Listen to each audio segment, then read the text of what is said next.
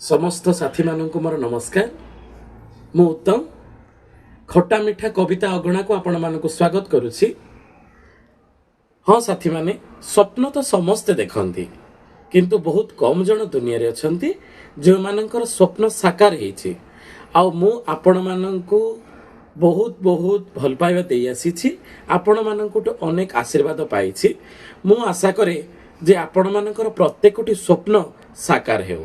भगवानଙ୍କ ପାଖରେ ଏତିକି ଓଳି ଆପଣ ମାନେ ଦେଖିଥିବା ସବୁ ସ୍ୱପ୍ନ ସାକାର ହେଉ। ତେବେ ଆସନ୍ତୁ ଆଜିର କବିତାକୁ ଆମେ ଆଗେଇ ନେବା। ସ୍ୱପ୍ନ ସ୍ୱପ୍ନ ସ୍ୱପ୍ନ ସ୍ୱପ୍ନ ସେହି ବାସ୍ତବର ଲୁଚକାଳି ଭାବନା, ଅମାନିଆ ମନର ସେ ସାଧା ଏକ ଆଇନା। ସ୍ୱପ୍ନ ଭରା ନିଦକୁ ଯେ କିଏ ଭଲ ପାଏନା, ହଜିବାକୁ ଭଲ ଲାଗେ ଭୁଲି ନିଜ ଠିକଣା।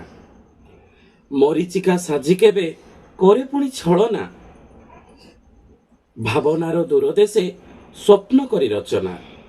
କାହା ପାଇଁ ପ୍ରେମିକା ସେ, କାହା ପାଇଁ ଭାବନା, କାହା ପାଇଁ ପ୍ରତିଛବି, କାହା ପାଇଁ କଳ୍ପନା।